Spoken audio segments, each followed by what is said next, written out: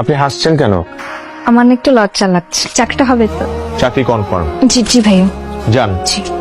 কালকে না? টাইমলি চলে আসবেন, লেট কিন্তু করা যাবে না। বস কিন্তু লেট পছন্দ করে না। যান। একমাত্র আজকে রাতে।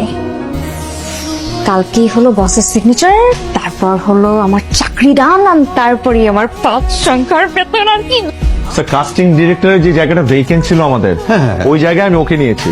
ও আচ্ছা, হ্যাঁ তুমি যখন নিয়েই ফেলেছো আমার কাছে কেন এসছো না প্লিজ? আপনার কাছেই তো আসবো। You are the boss, you are gonna sign. তুমি আমার কাছে ডিসকাস করার জন্য আসোনি, এসেছো সাইনের জন্য। তাও আসতাম না স্যার, যদি আপনার সাইন আমি নকল করতে পারতাম।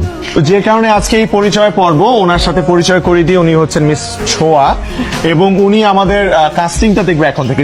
যে কারণে এই পদটা এতদিন ভেকেন্ট ছিল। She is our new casting director, please welcome her on board.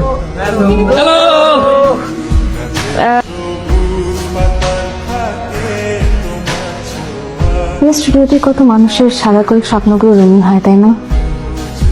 ঠিক যেমন আমার এই মুহূর্তটা রঙিন হয়ে গেল। আগামীকাল আমাদের পিপিএম, আর এখন আমার শুনতে হচ্ছে যে আমাদের কাস্টিং এখন পর্যন্ত নাকি ঠিক হয়নি। এর কোনো মানে হয়? কাস্টিং ডিরেক্টরটা কোথায়?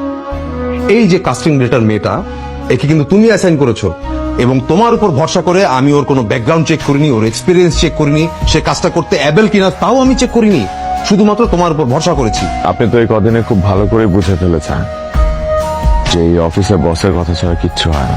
আপনার জবটা শুধুমাত্র বস আমার দিকে তাকিয়ে দিয়েছে। যদি কালকে কোনোভাবে স্যাটিসফাই না হয়, তাহলে এই ক্লায়েন্ট আমাদেরকে আর কোনো কাজ দিবে না। আমরা ভেবেছিলাম যে এই কাজের মাধ্যমে আমরা আরো অনেক কাজ পাবো তাদের কাছ থেকে, কিন্তু ক্যারিয়ারে বস প্রথমবার আমার সাথে খারাপ ব্যবহার করলো। মা তুই খুশি না? এই বিয়েটা না করলে হয় না? কি বলছিস ছোঁয়া? সব তো তোর কথা মতো হচ্ছে মা। তুই বলেছিলি তোর ক্যারিয়ার আগে, তারপরে চাকরি হলে তোর বাবার পছন্দের ছেলেকে বিয়ে করবি। তা এখন আপত্তি কেন? মা আমি বলেছিলাম, আমি তো এতদিন বুঝি নাই মা, আমি এতদিন বুঝি নাই। এখানে আসার পর থেকে আমি বুঝতে পারছি মা। কি বুঝতে পারছিস? আমি একটা ছেলেকে অনেক বেশি ভালোবাসি। জীবনটা তোর, তোকে সবসময় ভালো থাকতে হবে মা। তুই ভালো না থাকলে আমরা কেউ ভালো থাকবো না। তুই ভালো থাকলে আমরা সবাই ভালো থাকবো। ঠিক আছে। আপনি এখানে? হ্যাঁ, ঢাকা যাচ্ছি, কাল থেকে অফিসে জয়েনিং। আপনার হাতে তো আরো বেশ কিছুদিন ছুটি ছিল, তাহলে আগে থেকে একবার হানিমুনটা সেরে আসতেন। কার সাথে কথা বলছিলেন? আমার ওয়াইফের সাথে কথা বলছিলাম। আমি নিশ্চিত আপনি আপনার ওয়াইফের সাথে কথা বলছেন না, কারণ আপনি বিয়ে করেননি। কেন মিথ্যা বলছেন? এটা আপনি না? হ্যাঁ, এটা তো আমার ছবি। আমি সেদিন পালিয়েছিলাম দেখি আপনার বিয়েটা ক্যান্সেল হচ্ছিল, আর এইবার আমি আমার বিয়েটাকে ক্যান্সেল করলাম কারণ আমি আপনাকে আমাকে কি? আমি আপনাকে ভালোবাসি। এই কথাটা আপনি এখন বলছেন? আপনি আমাকে ভালোবাসেন, আর এই কথাটা বলতে এতদিন সময় নিয়ে ফেললেন?